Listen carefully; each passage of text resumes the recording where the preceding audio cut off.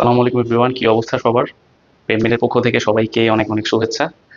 তো এতদিন তো এইচএসসি 26 নিয়ে আমরা অনেক ভিডিও তৈরি করেছি এবং এখনো যথেষ্ট হাইপের বিষয় হচ্ছে এইচএসসি 26।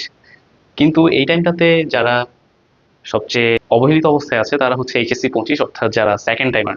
তারা বলতে গেলে মেন্টালিও যথেষ্ট ভালনারেবল অবস্থায় আছে এবং পাশাপাশি তাদেরকে নিয়ে এখন কেউ তেমন মাতামাতিও করছে না, যদিও এই টাইমটাতে তাদেরকে কালচার করাটাই সবচেয়ে গুরুত্বপূর্ণ ছিল। তো এই জন্যই আমরা চিন্তা করলাম এইচএসসি 25 অর্থাৎ সেকেন্ড টাইমারদেরকে নিয়েও অবশ্যই কিছু ভিডিও আমাদের বানানো উচিত।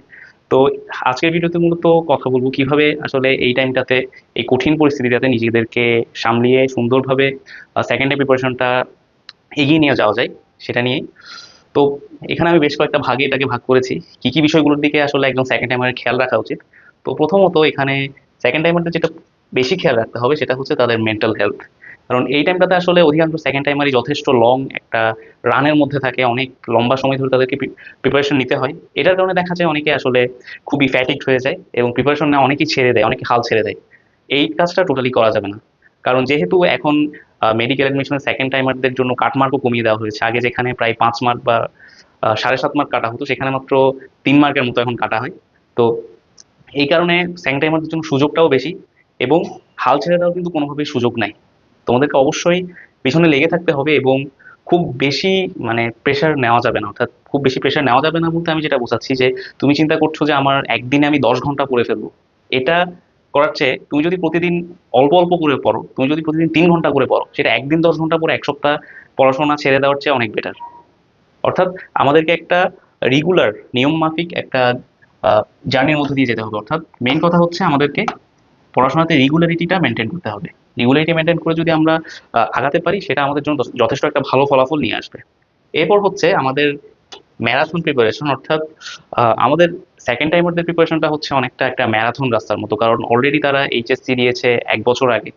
আহ, এরপরে তাদের অ্যাডমিশন ছিল, অ্যাডমিশনে বলতে গেলে তারা অনেক জায়গায় পরীক্ষা দিয়েছে কিন্তু চান্স হয়নি।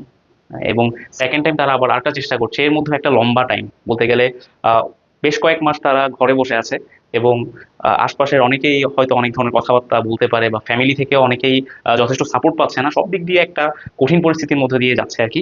তো এটা হচ্ছে অনেকটা একটা ম্যারাথনের সাথে তুলনা করা যায়, যেখানে লম্বা দূরত্ব দৌড়াতে হয়, এই লম্বা একটা দূরত্বের মধ্যে দিয়ে আসলে দৌড়াতে হচ্ছে। তো এই কারণে যেটা তাদেরকে করতে হবে, আমি একটু আগে যে রেগুলারিটিটার কথা বললাম, অলমোস্ট সেম কথাটাই।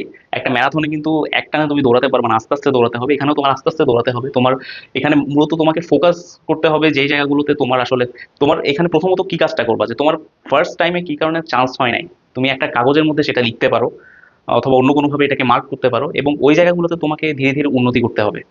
হুম। এবং সবচেয়ে গুরুত্বপূর্ণ যে বিষয়টা সেটা হচ্ছে তোমাকে এক্সাম ওরিয়েন্টেড প্রিপারেশন নিতে হবে। অর্থাৎ এখন তোমার কিন্তু বলতে গেলে আহ, পড়ার বিষয় খুব কম, কারণ তুমি ফার্স্ট টাইমে একবার পড়াশোনা করে ফেলছো এবং সেকেন্ড টাইম প্রিপারেশন যদি ইতোমধ্যে শুরু করে থাকো, তাহলে দেখা যাচ্ছে যদি শুরু করে থাকো তাহলে তো অনেক কিছুই পড়া হয়ে গেছে তোমার। এবং যদি শুরু না করে থাকো, শুরু তো করবে সেটা ঠিক আছে। তো তোমার যেটা করতে হবে এখানে, তোমাকে এক্সামের উপর থাকতে হবে, কারণ তুমি ফার্স্ট টাইমে চান্স পাও নাই। অনেক ক্ষেত্রে 80% যারা চান্স পায় না তাদের ক্ষেত্রে দেখা যাবে যে তারা পড়াশোনা করেছে কিন্তু অ্যাপ্লিকেশনের যে জায়গাটা, অ্যাপ্লাই করার জায়গাতে গিয়ে তারা ফেল করেছে। তাদের দেখা যাবে 100টা কোশ্চেনের মধ্যে হয়তো মেডিকেল অ্যাডমিশনের 90টা কোশ্চেন এসে পারতো, কিন্তু দেখা যাবে সঠিক আনসার জেনেও একটা ভুল উত্তর দাগিয়ে দিয়েছে, কারণ তার প্র্যাকটিসের জায়গাটা নাই।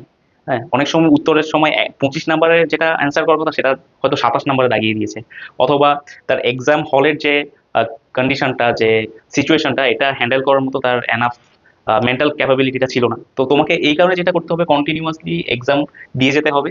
তুমি প্রত্যেকটা চ্যাপ্টার যখন শেষ করবা, সেই চ্যাপ্টারের এমসিকিউ গুলো তোমার নির্দিষ্ট টাইম ধরে এক্সাম যেভাবে দাও সেভাবে প্র্যাকটিস করবা।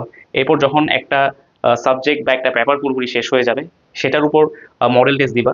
তো এখানে আহ, খুব আনন্দের বিষয় হচ্ছে আমাদের পেপমেট অ্যাপে কিন্তু প্রত্যেকটা সাবজেক্টের, প্রত্যেকটা চ্যাপ্টারের, প্রত্যেকটা টপিকের উপর আলাদা আলাদাভাবে মডেল টেস্ট দেওয়ার সুযোগ রয়েছে এবং লাইভ এক্সাম রয়েছে। তোমরা চাইলে সেখানেও অংশগ্রহণ করতে পারো অথবা অন্য কোনো জায়গায়ও করতে পারো। তবে যেভাবেই হোক এক্সাম তোমাকে দিতেই হবে। এরপর লাস্ট অফ অল যেটা, সেটা হচ্ছে মিস্টেক অ্যানালাইটিক্স। অর্থাৎ তোমার কিন্তু মিস্টেকের জায়গাগুলো সবচেয়ে বেশি দেখতে হবে। তোমার এখন অফুরন্ত সময় আছে, মানে অনেক এইচএসসি 26 যারা দিবে তাদের চেয়ে তো তুমি 2-3 মাস সময় বেশি পাচ্ছ, বা 1.5-2 মাস সময় তো অন্ততপক্ষে বেশি পাচ্ছ। তো এই টাইমটাতে তুমি যদি শুধু এমনিতে বই পড়ো, তাহলে কিন্তু বই পড়লে কিন্তু তোমার দুর্বলতার জায়গাটা ধরা পড়বে না। তুমি তোমার জাস্ট হয়তো রিভাইজ হবে, কিন্তু একটা বই পড়া আর কোশ্চেন আনসার করা, এমসিকিউ আনসার করা, এক্সামে ভালো করা, দুইটা জিনিস কিন্তু এক না। হ্যাঁ, এই জিনিসটা তোমাকে যেটা করতে হবে এই জন্য, সেটা হচ্ছে তোমার মিস্টেকগুলো অ্যানালাইসিস করতে হবে। ধরো তুমি একটা চ্যাপ্টার শেষ করলা, শেষ করে একটা পরীক্ষা দিলা, সেখানে তোমার 50টা এমসিকিউর মধ্যে 40টা হলো বা 20টা হলো, 30টা বা 10টা তোমার ভুল হয়েছে। এই ভুলের জায়গাগুলো তোমাকে অবশ্যই মার্ক করতে হবে, কোন কোন টপিকে তোমার আসলে ভুল হচ্ছে। দেখা যাবে যে তুমি যখন পরীক্ষা দিতে যাচ্ছ তখনই তোমার আসল যে ভুলের জায়গা সেগুলো উঠে আসবে, তোমার কোন কোন টপিকে দুর্বলতা আছে সেগুলো উঠে আসবে। এই কারণে তোমার যেটা করতে হবে, তোমার এক্সাম দিয়ে দিয়ে তোমার ভুলের জায়গাগুলো বের করতে হবে।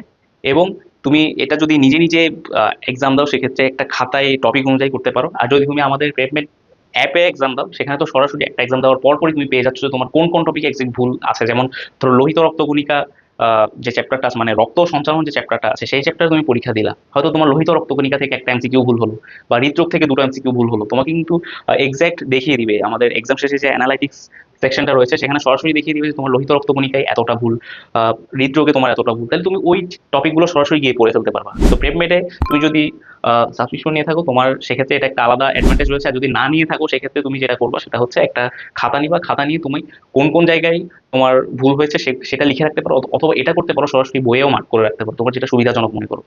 তো তোমার এই বিষয়গুলো যদি তুমি খেয়াল রাখো, অর্থাৎ তোমার মেন্টাল হেলথ, তোমার প্রিপারেশনের রেগুলারিটি এবং রেগুলার এক্সাম দেওয়া, পাশাপাশি নিজের ভুলগুলো যদি অ্যানালাইসিস করতে পারো, এভাবে তোমার দেখা যাবে আস্তে আস্তে উন্নতি হবে। তুমি আজকে হয়তো 30টা ভুল করছো, নেক্সট এক্সামে গিয়ে দেখা যাবে তোমার ভুলের সংখ্যাটা 15তে নেমে আসবে। এভাবে কমতে কমতে হয়তো দেখা যাবে লাস্টে গিয়ে হয়তো সর্বোচ্চ 1-2টা ভুল হচ্ছে, 100টার মধ্যে 98টা এমসিকিউ তোমার হচ্ছে।